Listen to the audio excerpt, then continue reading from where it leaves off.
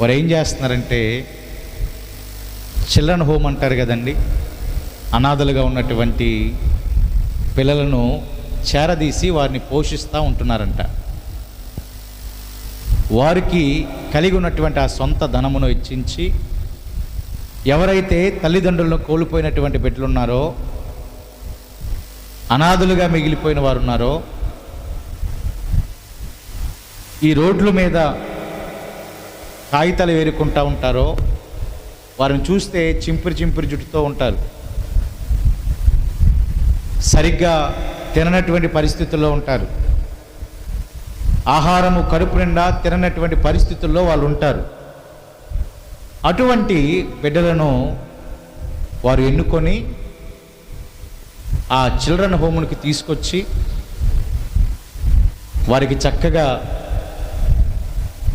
నూతన వస్త్రాలు కొనించి వారు కలుగునటువంటి చింపిరి జుట్టు మొత్తం కూడా కటింగ్ చేయించి వారిని ఉన్నతమైనటువంటి స్కూల్లో జాయిన్ చేయించుట వారి యొక్క బాధ్యత.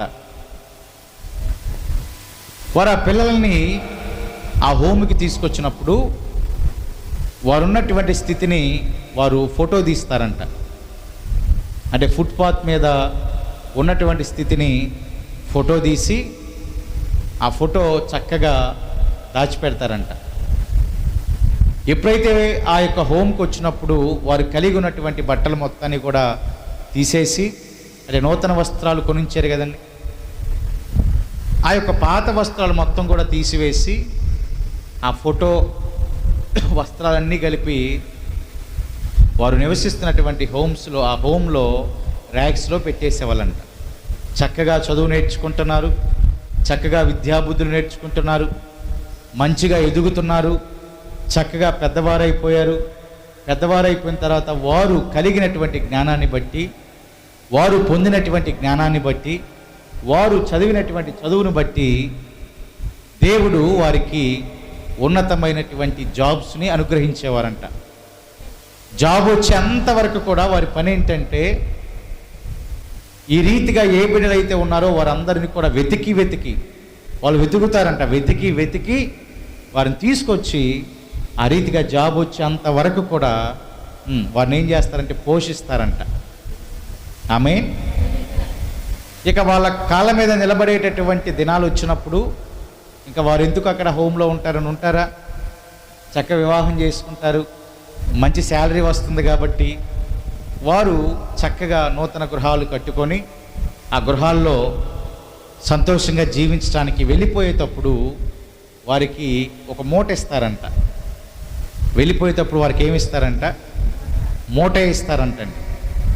ఒక మంచి బ్యాగ్ కూడా ఇవ్వరంట, మూట ఇస్తారంట. ఆ మూటలో వీరు హోమ్లోనికి వచ్చినప్పుడు ఉన్న పాత బట్టలు, ఆ హోమ్లోనికి వచ్చినప్పుడు ఏ చింపిరి జుట్టుతో వారు ఉన్నారో, ఏ చింపిరి జుట్టు వేసుకొని ఆ చినిగిపోయినటువంటి వస్త్రమును ధరించుకున్నటువంటి ఆ బట్టలు, ఆ తీసినటువంటి ఫోటో ఆ మూటలో పెట్టి వారికి ఇచ్చి పంపిస్తారంట.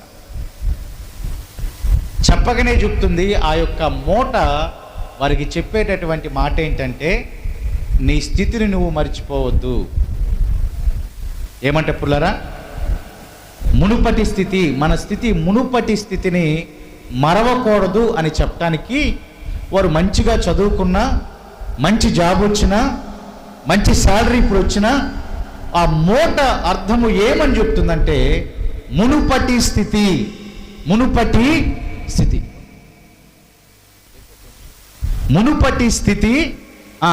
మరవకూడదు. ఆ మూట చూసినటువంటి వెంటనే వారికి ఏం జ్ఞాపకం వచ్చిందంట? ఇగో పలానా 20 సంవత్సరాల క్రితం, 25 సంవత్సరాల క్రితం నేను ఇలాగ ఉన్నాను, చింపురు జుట్టుతో ఉన్నాను, నా వస్త్రాలన్నీ కూడా చినిగిపోయినాయి, ఇప్పుడైతే సూట్ వేసుకున్నాను, బూట్ వేసాను, మంచిగా క్రాఫ్ ఉంది, మంచి శాలరీ ఉంది అని చూసుకుంటూ ఆ మునుపటి స్థితిని మరవకుండా ఉండటానికి వారు ప్రతి వారికి కూడా మూటే ఇస్తారంట. మూటే, మంచి బ్యాగ్లో కాకుండా మూటనే ఇస్తారంట. కాబట్టి ఈ రాత్రికాల సమయంలో ఈ సన్నిధిలో ఉన్నటువంటి మనం అందరం కూడా ఎంతగా ఎదిగినా, ఎంతగా ఫలించినా, ఎంతగా మనము ప్రభు ద్వారా దీవించబడిన మన మునుపటి స్థితిని ఎప్పటికీ మర్చిపోకూడదంట. అంటే దాని అర్థం ఏంటి? ప్రభువా, అట్టి స్థితిలో ఉన్నటువంటి నన్ను, అట్టి పరిస్థితిలో ఉన్నటువంటి నన్ను ఈ రీతిగా తీసుకొచ్చావు, ఈ రీతిగా నడిపించావు, ఈ రీతిగా హెచ్చించావు అని జ్ఞాపకం చేసుకోవడానికి. ఆమేన్. అటు ఎప్పటికీ ఎన్నటికీ మన మునుపటి స్థితిని మనము మరవకూడదు.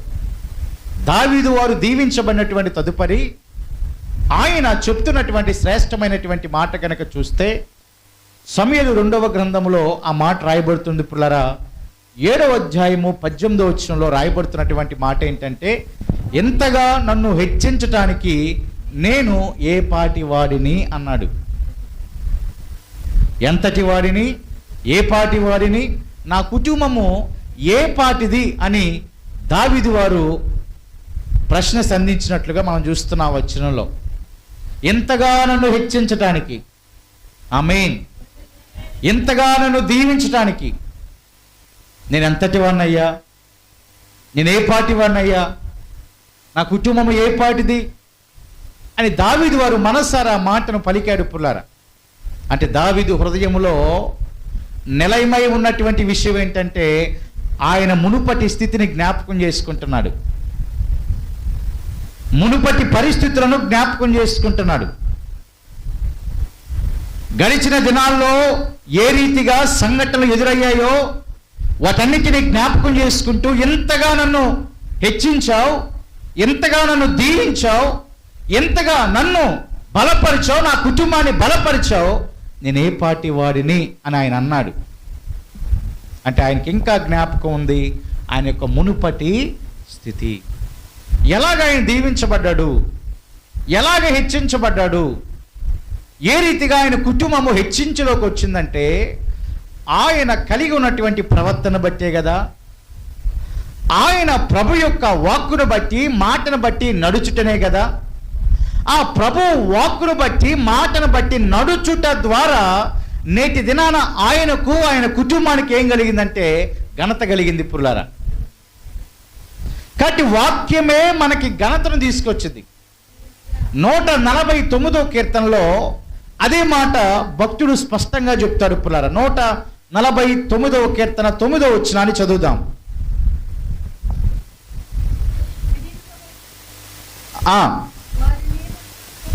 నడుపుటకును వారి చేతిలో ఏమున్నదంట పుల్లరా? 2 అంచులు గల ఖడ్గమున్నది. ఆయన, ఇదిగో ఆయన భక్తులందరికీ ఘనత ఇదే. ఏంటంటే ఆయన భక్తులందరికీ ఘనత ఏంటంట? వారి చేతులలో కలిగి ఉన్నటువంటి 2 అంచులు కలిగినటువంటి ఖడ్గము.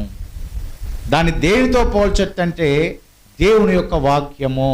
ఆమేన్. ఆయన మనుషులందరికీ కూడా, ఆయన బిడ్డలందరికీ కూడా, ఆయన నమ్ముకున్నటువంటి వారందరికీ కూడా ఘనత ఏంటంటే వారి చేతులలో, వారి హృదయములలో ఉంచబడినటువంటి ఆ వాక్యమే. పుల్లరా, ఆ వాక్యాన్ని చేతపట్టాడు దావీదు ఇక్కడ, ఆ మాటని చేతపట్టాడు దావీదు వారు ఇక్కడ. ఆ మాటని హృదయములో పెట్టుకొని నడిచాడు, కొనసాగాడు, చేసిన తప్పును తెలుసుకొని దాన్ని బట్టి పశ్చాత్తాపడ్డాడు, క్షమాపణ పొందాడు. కాబట్టి ఆయన ఇప్పుడు అంటున్నాడు, నేను ఏ పాటి వారిని, నా కుటుంబము ఏ పాటిది, నేను ఎంతటి వాడిని ఆయన చెప్తూ ఉన్నాడు. ఇప్పుడు ఎందుకంటే ఆయన అదే వాక్యాన్ని చేతబట్టుకున్నాడు కాబట్టి ఆ వాక్యమే ఆయనకి ఏమి తీసుకొచ్చిందంటే ఘనతను తీసుకొచ్చింది.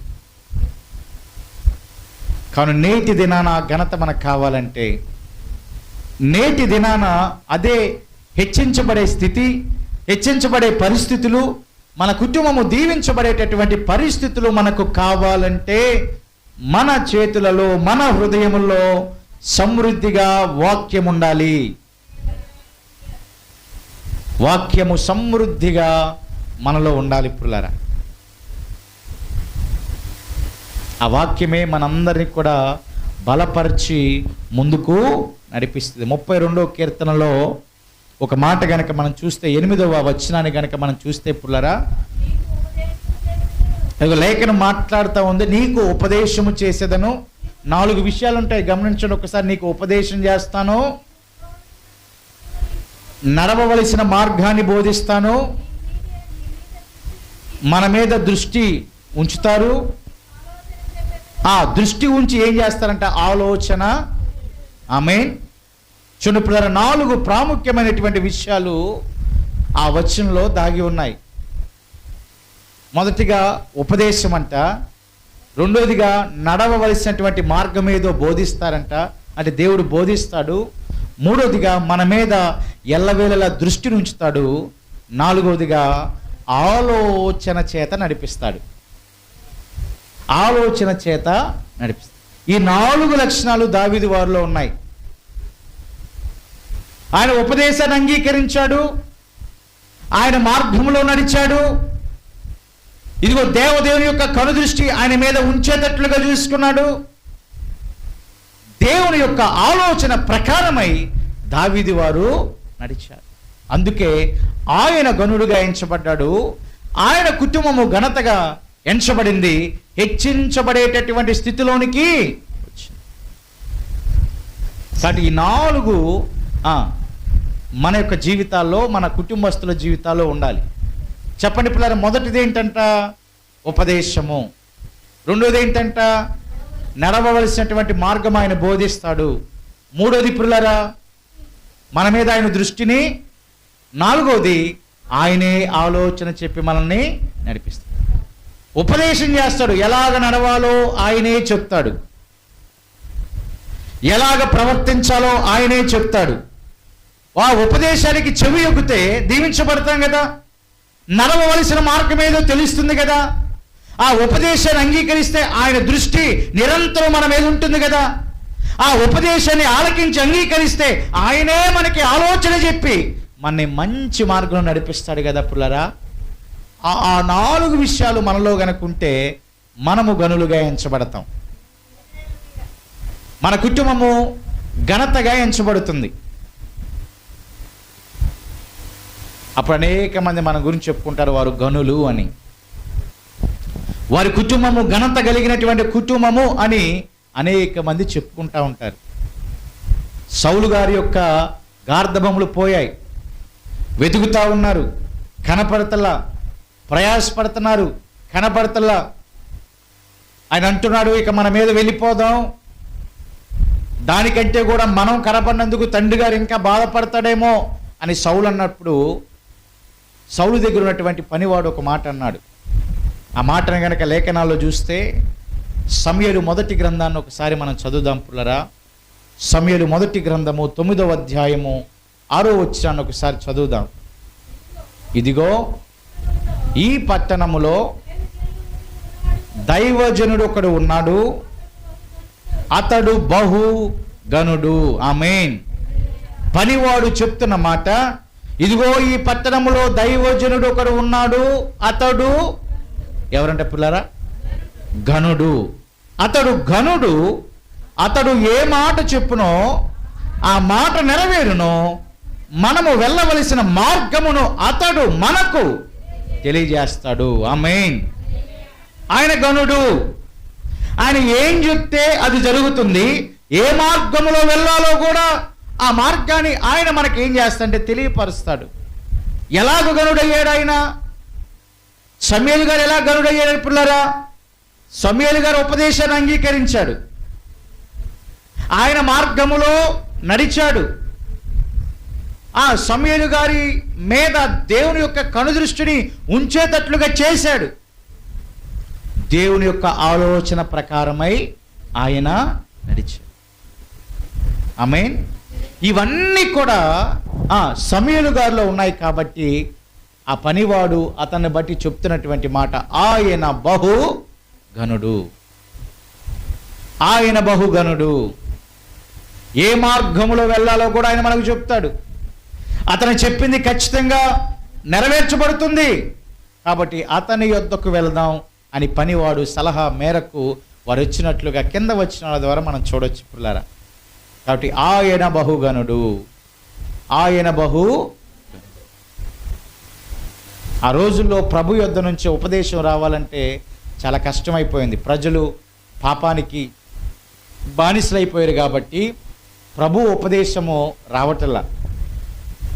కానీ షిలోహులో ఉన్నటువంటి దేవుని మందిరంలో సమూయేలు గారు యాజకుడైనటువంటి ఏలి ఎదుట దేవునికి పరిచర్య చేయటాన్ని బట్టి దేవదేవుడు సమూయేలు గారితో మాట్లాడటం ప్రారంభం చేశాడు.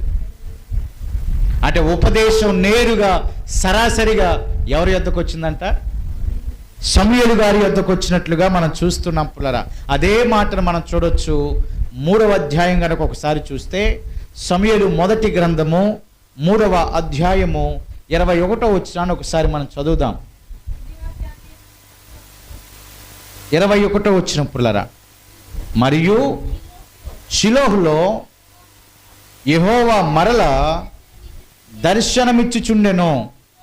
షిలోహులో యెహోవా తన వాక్కు చేత సమూయేలునకు ప్రత్యక్షమగుచు.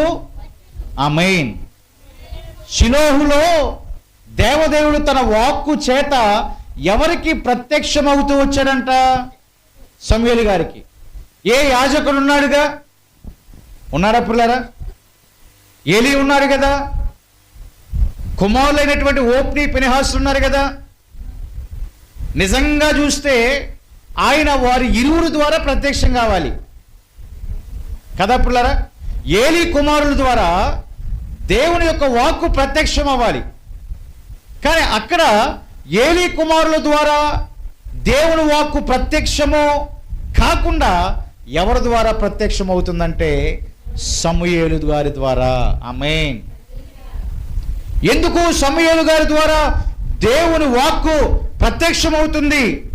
ఎందుకు దేవుడు సమూయేలు గారితో మాట్లాడుతున్నాడంటే, ఆయన చిన్న వయసు నుంచే ఆ దేవునికి ఏం చేశాడంటే పుల్లారా, పరిచర్య చేశాడు.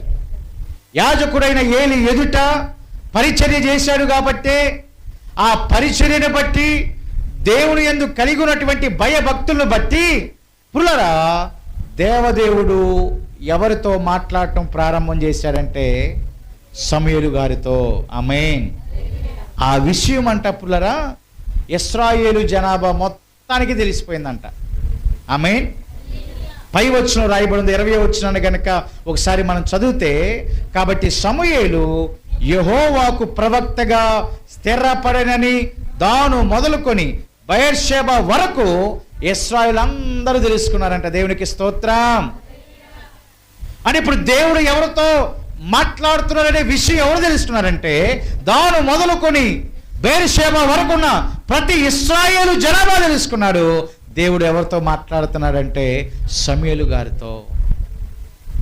సమూయేలు గారితో సమూయేలు గారితో దేవుడు అందరితో మాట్లాడతాడండి. ఏ సమూయేలు గారితోనే మాట్లాడతారా? ఓప్ని ఫినెహాసుతో మాట్లాడ్డా? ఖచ్చితంగా మాట్లాడతారు. వారు ప్రవర్తించవలసినటువంటి ప్రవర్తన కలిగి ఉన్నట్లయితే దేవదేవుడు వారితో కూడా మాట్లాడేవాడు. కానీ వారు ప్రవర్తించవలసినటువంటి తీరులో వారి ప్రవర్తన లేదు. అంటే ఉపదేశాన్ని వారు అంగీకరించాల, ఆయన చెప్పినటువంటి మార్గములో వారు నడవల, ఆ దేవుని దృష్టి వారి మీద ఉంచుకునేటట్లు వారు చేసుకోవాలా. 4వదిగా ఆలోచన ప్రకారంగా వారు నడవల. కానీ ఈ 4 క్వాలిటీస్ ఎవరిలో ఉన్నాయంటే సమూయేలు గారిలో ఉన్నాయి. కాబట్టి ఇప్పుడు ఇశ్రాయేలు అందరూ కూడా తెలుసుకున్నారు ఆయన ప్రవక్త అని. ఇప్పుడు ఆయన ఏం చెప్తే అది జరుగుతుంది. ఆయన ఏ మార్గంలో వెళ్ళమంటే అదే మార్గంలో వెళ్దామని సౌలు యొక్క పనివాడు చెప్పాడు. కాబట్టి ఆయన అన్నాడు, అక్కడ దైవజనుడు ఒకడు ఉన్నాడు, ఆయన బహుగనుడు, ఆయన బహుగనుడు. ఆయన అట్టి ఘనత రావటానికి గల కారణము ఉపదేశాన్ని అంగీకరించాడు, మార్గంలో నడిచారు, ఆయన మీద కనుదృష్టి ఉండేటట్లుగా చూసుకున్నాడు. ఆయన ఆలోచన ప్రకారమై సమూయేలు గారు బాల్యతనము నుంచి నడిచాడు. కాబట్టి ఇప్పుడు యెహోవాకు ప్రవక్తగా ఆయన స్థిరపరచబడ్డాడు, గనుడుగా ఎంచబడ్డాడు. ఇప్పుడు అదే ఘనత మనకు రావాలంటే, అదే ఘనత మన కుటుంబానికి రావాలంటే, దావీదు పొందిన ఘనత, దావీదు కుటుంబానికి వచ్చిన ఘనత, సమూయేలు గారికి వచ్చినటువంటి ఘనత మనకు రావాలంటే ఉపదేశాన్ని అంగీకరించాలి. ఆయన మార్గములో మనము నడవాలి. కనుదృష్టి మన మీద ఉంచుకునేటట్లు చూడాలి. ఆయన ఆలోచన ప్రకారమై మనం నడిచేటటువంటి వారిగా. లేఖనం మాట్లాడుతూ ఉంది, యెషయా గ్రంథం పుల్లరా 48వ అధ్యాయము 17వ వచనాన్ని కనుక ఒకసారి చూస్తే అక్కడ రాయబడుతుంది కదా, చూడండి, ఇప్పుడు నీ విమోచకుడును ఇశ్రాయేలు పరిశుద్ధ దేవుడైన ఇదిగో దేవదేవుడు ఈ రీతిగా సెలవిస్తూ ఉన్నాడు, నీకు ప్రయోజనము కలుగునట్లు యెహోవానగు నేనే. ఆమేన్. ఏంటంటే పుల్లరా, నీకు ప్రయోజనము కలుగునట్లు, మనకి ప్రయోజనము కలగటానికి, మనకి లాభం కలగటానికి యెహోవానగు నేనే ఏం చేస్తున్నారంట పుల్లరా? ఉపదేశం చేస్తున్నారంట. అని చెప్తూ ఉన్నారంట. ఎందుకోసం? ప్రయోజనం కలగటానికి. మానవుడు ఆశాజీవి అంట పుల్లరా. కోరిక వెంబడి కోరిక వచ్చిందంట. ఒక కోరిక తృప్తి పరచక ముందే మరొక కోరిక వచ్చేసింది కదా పుల్లరా. మనుషుడు ఆశాజీవి. కోరికలు నిరంతరం కూడా వస్తూ ఉంటాయి. వారి వారి ప్రయోజనాన్ని నెరవేర్చుకోవటానికి కోరికలు పుట్టుకొస్తూనే ఉంటాయి. ఉచితమే కదా పుల్లరా, డబ్బు ఏం కట్టవసలేదు కదా. కోరిక పుట్టుకు రావడానికి ఏమైనా డబ్బు కట్టాలా? 100 రూపాయలు ఇస్తే ఈ కోరిక వచ్చిందని అనుకుంటే అదేం కాదు కదండి. నిద్రపోయి కళ్ళు మూసుకుంటే చాలు, లేకపోతే నిద్రపోవసలేదు, మంచం మీద పడుకొని కళ్ళు మూసుకొని మనం ఆలాపన వెళ్ళిపోతే కోరికలు వస్తూనే ఉంటాయి కదా పిల్లరా. కోరిక వెంబడి కోరిక వస్తూనే ఉండిద్ది. అది నెరవేరుదో తర్వాత కానీ చక్కగా మంచం మీద పడుకొని కాలు మీద కాలు వేసుకొని ఆకాశం వైపు చూసి ఏమొచ్చిందంట, మనకి మంచి ఆలోచన, మనకి మంచి ఆలోచనలు వస్తాయంట కదా పిల్లరా. అంటే దాని ద్వారా ఎలాగ ప్రయోజనం పొందాలని. కానీ ఆయన ఏమంటున్నాడంటే, నువ్వు మంచం మీద పడుకొని కాలు మీద కాలు వేసుకొని ఆకాశం వైపు చూసి నువ్వు ప్రయోజనాన్ని ఆశించవసరం లేదు. యెహోవానగు నేనే నా ఉపదేశాన్ని నీకు ఇస్తున్నాను కదా, ఆ ఉపదేశాన్ని నువ్వు ఆలకిస్తే, ఆ ఉపదేశాన్ని అంగీకరిస్తే మనకేం కలుగుతుందంట? ప్రయోజనము కలుగుతుంది. ఆమేన్. ఏం కలుగుతుంది మన జీవితాలకి? ప్రయోజనము. ప్రయోజనం కలగాలంటే ఉపదేశాన్ని అంగీకరిస్తే చాలు. కాలు మీద కాలు వేసుకోవసరం లేదు, ఆకాశంలో ఉన్న చొక్కను చూడాల్సిన అవసరం లేదు. ఏం చేయాల్సిన అవసరము? ఆ ఉపదేశాన్ని అంగీకరిస్తే. ఆయన అన్నాడు, యెహోవానగు నేనే ఇదిగో నీకు ఉపదేశాన్ని ఇస్తున్నాను కదా, ఆ ఉపదేశాన్ని అంగీకరించి దాని ప్రకారమే నడిస్తే మనకు ప్రయోజనం కలుగుతుంది. ఆమేన్. ఆ ఉపదేశమే నీకు ఘనతను తీసుకొచ్చింది. ఆ ఉపదేశమే మన కుటుంబానికి ఘనతను తీసుకొచ్చింది, ప్రయోజనాన్ని తీసుకొచ్చింది. ఇప్పటి వరకు ఎవరు అతను ప్రయోజనం లేకుండా ఉంటున్నాడు, ఆమె ప్రయోజనం లేకుండా ఉంటుంది, వారి వల్ల ఏ విధమైనటువంటి ప్రయోజనం లేదు అని అనేక మంది మనం అనుకుని ఉండొచ్చుగాక. వారందరూ కూడా గుర్తుపెట్టుకోవాల్సిన మాట, ఆయన ఉపదేశాన్ని అంగీకరిస్తే వారు ప్రయోజకులుగా అవుతారు, అనేక మందిని అదే రీతిలో నడిపిస్తారు. ఇందాక మనం అదే చూసాం. ఆ చిల్డ్రన్ హోమ్లో అప్పటి వరకు వారి ద్వారా వచ్చేటటువంటి ఉపయోగం ఏమీ లేదు, ప్రయోజనం ఏమీ లేదు. వారిని చదివించారు, పోషించారు, పెద్ద చేశారు. పుల్లరా చివరాఖరికి మంచి జాబ్ వచ్చేటట్లుగా చేశారు.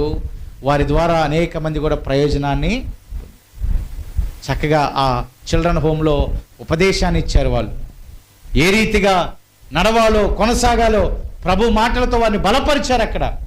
కాబట్టి అట్టి ఉపదేశమే మనకి ప్రయోజనాన్ని చేకూరుస్తుంది పిల్లారా. అట్టి ఉపదేశమే మంచి మార్గములో మనము నడిచేటట్లు చేస్తుంది. కాబట్టి ఆ ఉపదేశానికి మనం చెవియొగ్గాలంట. లేఖనం మాట్లాడుతూ ఉంది, యెషయా గ్రంథము 42వ అధ్యాయం పుల్లరా 24వ వచనాన్ని కనుక ఒకసారి మనం చూస్తే అక్కడ రాయబడుతుంది కదా, యెహోవాకు విరోధముగా పాపము చేసితిమి, ఆయన మార్గములలో నడవనొల్లకపోయిరి, ఉపదేశమును అదిగో ఉపదేశాన్ని అంగీకరించలేదంట. యెహోవానగు నేనే ఉపదేశాన్ని ఇస్తున్నాను, ఎలాగ నడవాలి, ఎలాగ కొనసాగాలి, ఎలాగ ఘనత వచ్చింది, ఎలాగ కుటుంబము హెచ్చించబడుతుందో ఆయనే ఉపదేశాన్ని ఇస్తే జనులు ఎలాగుంటున్నారంటే ఉపదేశాన్ని అంగీకరించకుండా ఉంటున్నారంట. ఉపదేశాన్ని అంగీకరించినటువంటి వారందరూ కూడా ఆయన మార్గములో ఏమాత్రం కూడా నడవరండి. ఉపదేశాన్ని అంగీకరిస్తే నడుస్తారు, ఉపదేశాన్ని అంగీకరించకపోతే వారు ఏ రీతిలో కూడా ఆయన మార్గంలో నడవనే. ఎందుకు వారు ఉపదేశాన్ని అంగీకరించట్లేదు? ప్రశ్న ఏంటంటే, ఎందుకు ఉపదేశాన్ని వారు అంగీకరించట్లేదంటే పుల్లరా చాలా కారణాలు ఉన్నాయి. అక్కడ చాలా కారణాలు ఉన్నాయి. వారు ఎందుకు ఉపదేశాన్ని అంగీకరించలేకపోతున్నారంటే, వారు మునుపటి దినాలలో పొందినటువంటి ఉపదేశము కరెక్ట్ అనుకున్నారు. మునుపటి దినాలలో వచ్చినటువంటి వాక్కు కరెక్ట్ అనుకుంటున్నారు. ఆ వాక్కు ఎవరు పంపారు? దేవుడు పంపల. జాగ్రత్తగా ఆలకించండి పిల్లలు, పాయింట్ క్యాచ్ చేయండి. ఇక్కడ వారు ఎందుకు ఆయన మార్గములో నడవలేకపోయారు, ఎందుకు ఉపదేశాన్ని అంగీకరించలేకపోయారంటే, వారు అది వరకు ఒక ఉపదేశాన్ని అన్నారు, అదే కరెక్ట్ అనుకున్నారు. కానీ అది దేవుని యొద్ద నుంచి వచ్చినటువంటి ఉపదేశము. చూడండి ఇప్పుడు విలాప వాక్యములు ఒకసారి చూడండి. విలాప వాక్యములు 2వ అధ్యాయము 14వ వచనం. 2వ అధ్యాయం 14వ వచనం. నీ ప్రవక్తలు నిరర్ధకమైన వ్యర్థ దర్శనములు చూచి ఉన్నారు, నీవు చెరలోనికి పోకుండా తప్పించుటకై వారు నీ దోషములను నీకు వెల్లడి, వారు నీ దోషములను నీకు వెల్లడి, వారు నీ దోషములు నీకు వెల్లడి. మరి వారు ప్రవక్తలనేగా రాయబడి ఉంది. అక్కడ ఉందా పుల్లారా? ప్రవక్తలనే కదా. ఉందా పిల్లలు? ఉందా? ఏమనుంది అక్కడ? నీ ప్రవక్తలు అని ఉంది. నా ప్రవక్తలు అని ఉందా పిల్లరా? నా ప్రవక్తలు అని లేదు కదా. నా ప్రవక్తలు అంటే దేవుడు పంపిన ప్రవక్తలు వారు. ఆమేన్.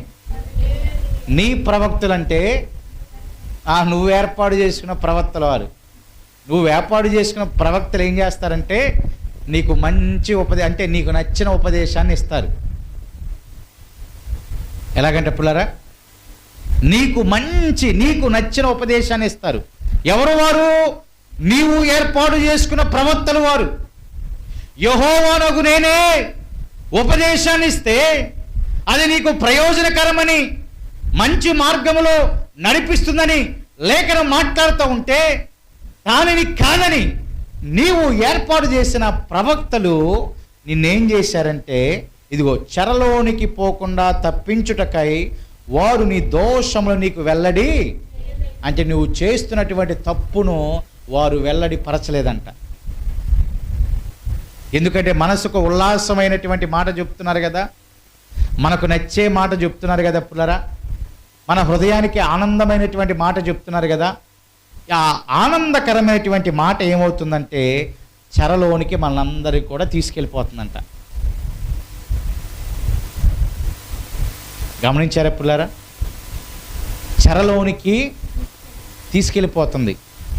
మరి ఉపదేశం విన్నావా? విన్నాం. అందుకే నాకు మాట చెప్పా, ఉపదేశం విన్నావా? విన్నాం. ఏం విన్నావు?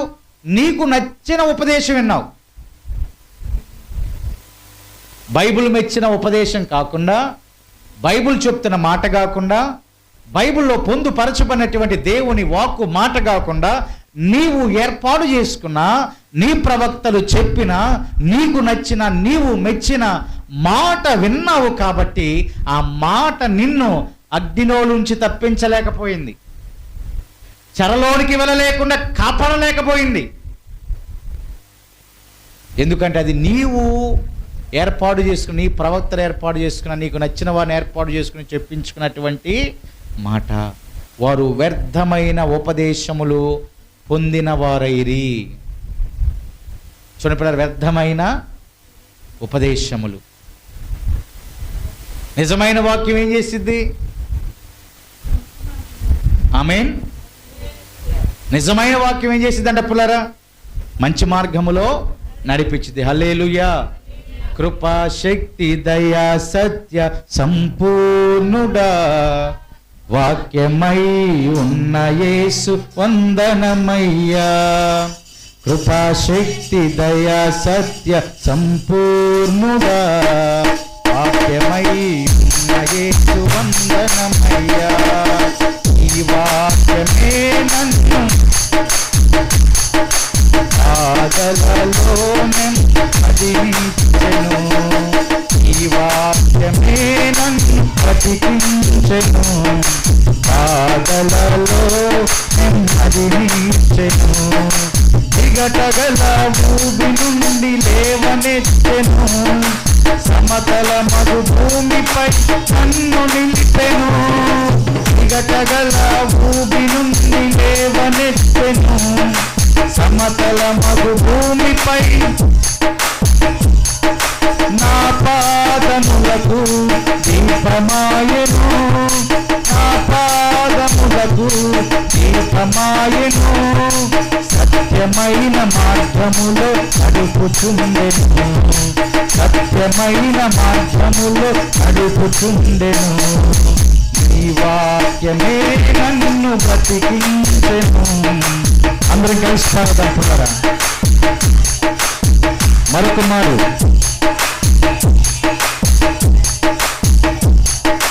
బాధలలో నెమ్మదించెను. పాల వంటిది తేనె వంటిది నా జీవము మహా మధురమైనది. పాల వంటిది నా జీవము మహా మధురమైనది. మేలిమి బంగారు కన్న మధురమైనది. మేలిమి బంగారు కన్న మిన్నైనది. రత్నరాశుల కన్న కోరదగినది. రత్నరాశుల కన్న కోరదగినది.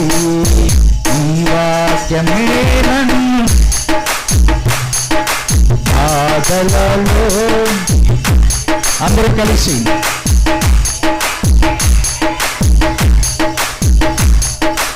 బాధలలో నెమ్మదించెను. శక్తి దయా సత్య సంపూర్ణుడా వాక్యమై ఉన్న యేసు వందనమయ్యా. శక్తి దయా సత్య సంపూర్ణుడా వాక్యమై ఉన్న యేసు వందనమయ్యా. ఈ వాక్యమే నన్ను బాధలలో నెమ్మదించెను. బాధలలో నెమ్మదించెను. బాధలలో నెమ్మదించెను. హల్లెలూయా.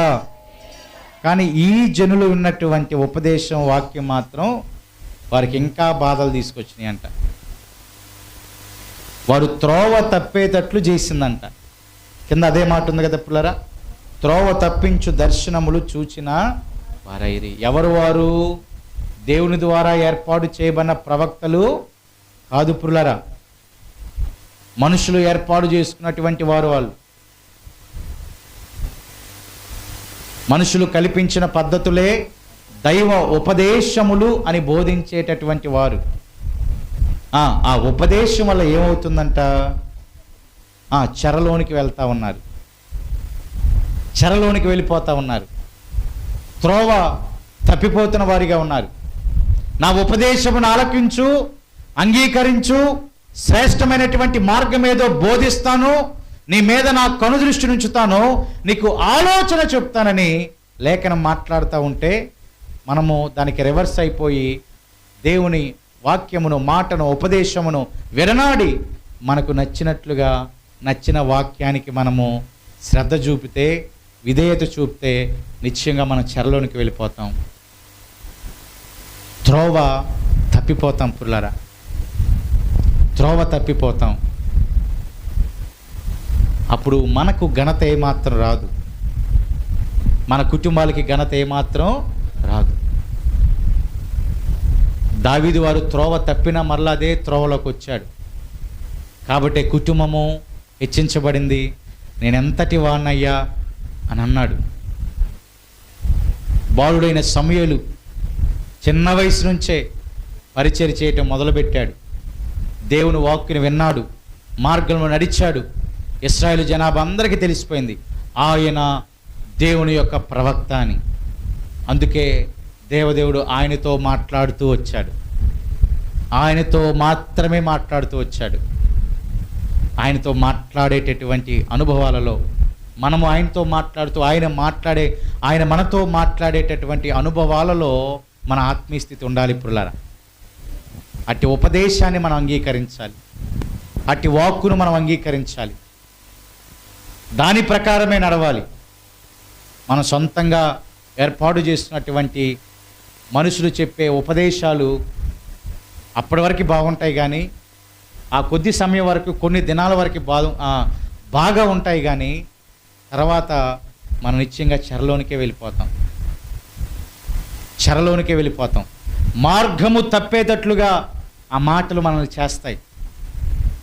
కాబట్టి ఏది ఉపదేశము దేవుని యొద్ద నుంచి వచ్చింది, ఏదో దేవుని యొద్ద నుంచి రానిదేదో మనం తెలుసుకునేటటువంటి ఆత్మీయ జ్ఞానంతో నింపబడాలి.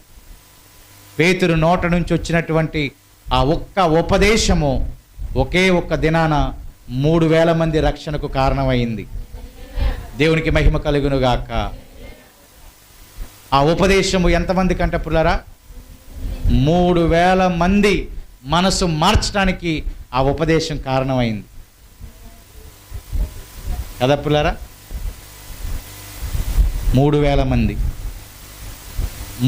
మంది అంగీకరించారంట ఆయన చెప్పిన ఒక్క ఉపదేశానికి, ఆయన చెప్పిన వాక్యమునకు, ఆయన చెప్పిన మాటకు. ఏమని చెప్పుంటాడు?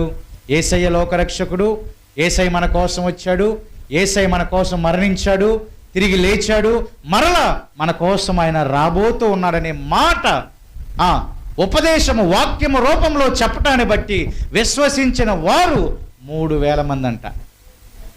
ఆమేన్. తర్వాత 4వ అధ్యాయం 4వ వచనంలో కూడా విశ్వసించిన వారు, అదే వాక్యాన్ని బట్టి విశ్వసించిన వారు ఇంచుమించు 5,000 మంది పురుషులు. ఆమేన్. అదే ఉపదేశాన్ని, అదే వాక్యాన్ని అంగీకరించిన వారు ఎంతమంది అంటే పుల్లారా? ఇంచుమించుగా 5,000 మంది. 5,000 మంది పురుషులు. దేని బట్టి? వాక్యాన్ని బట్టే కదా, ఉపదేశాన్ని బట్టే కదా. వారు విన్నారు, విశ్వసించారు, అంగీకరించారు. ఒకరోజు 3,000 మంది, ఒకరోజు ఇంచుమించుగా పురుషులే 5,000 మంది అంట పుల్లారా. 5,000 మంది. ఆమేన్. నిజంగానే పురుషులే 5,000 మంది ఉంటే స్త్రీలు ఎంత ఉంటారండి? 50,000 మంది వేసుకోవచ్చా లేదా? ఇక్కడే చూడండి, ఆ డిఫరెన్స్ అర్థమైపోయింది. అవునా కదా? దీన్నే కంపేర్ చేసుకుంటే కదా పుల్లారా, ఇంచుమించుగా దేన్ని బట్టి? ఉపదేశాన్ని బట్టి, వాక్యాన్ని బట్టి. అదే పేతురు, పర్వాలేదయ్యా, రక్షణ అవసరం లేదయ్యా, మారు మనసు వద్దయ్యా, బాప్తీసం వద్దయ్యా, పరిశుద్ధాత్మ వద్దయ్యా, ఇదిగో మీ పని మీరు పడండి, మీ తిప్పలు మీరు పడండి అంటే ఆ 3,000 లేరు. ఆ తర్వాత 4వ అధ్యాయంలో 5,000 మంది కూడా లేరు. ఇప్పుడు ఆయన ప్రభువు ద్వారా ఏర్పాటు చేయబడిన అపోస్తలుడు, ప్రభువు ద్వారా పంపబడినటువంటి దైవజనుడు, ఆయనే ఏర్పాటు చేసిన సేవకుడు. కాబట్టి ఆయన నోట నుంచి వచ్చిన ఆ ఉపదేశము, ఆ వాక్యము ఒక దినాన 3,000 మంది, ఒక దినాన 5,000 మంది. దేవునికి మహిమ కలుగునుగాక. ఆ ఉపదేశానికి మనము చెవియొగ్గాలి. చాలా ఉపదేశాలు ఉన్నాయి, చాలా సిద్ధాంతాలు ఉన్నాయి, చాలా పద్ధతులు ఉన్నాయి, చాలా బోధలు ఉన్నాయి. వేయబడిన పునాది తప్ప మరి ఒక పునాది ఏమీ కూడా లేదు అని లేఖనం మాట్లాడుతూ ఉంది. కాబట్టి ఆ ఉపదేశాన్ని అంగీకరిస్తే దావీదు వలె మనము ఘనత పొందుతాం, మన కుటుంబానికి ఘనత వచ్చింది. అదే ఉపదేశాన్ని చేతపట్టుకొని నడిస్తే ఇదిగో సమూయేలు గారు ఎంతటి గనుడుగా అయ్యాడో అదే ఘనత మనకు కలుగుతుంది. పుల్లారా, అదే ఘనత మన కుటుంబాలకు కలుగుతుంది. అంతటి కారణం ఉపదేశమే, మాటే, వాక్యమే. కాబట్టి ఎవరి ఉపదేశాన్ని మనం వింటున్నాం? మనం ఏర్పాటు చేసుకున్నటువంటి వారి మాటలా, దేవుడు ఏర్పాటు చేసినటువంటి వారి మాటలా? దేవుడు ఏర్పాటు చేసిన వారి మాటలైతే నిశ్చయముగా త్రోవలో వెళ్తాం, చెర నుంచి తప్పించబడతాం.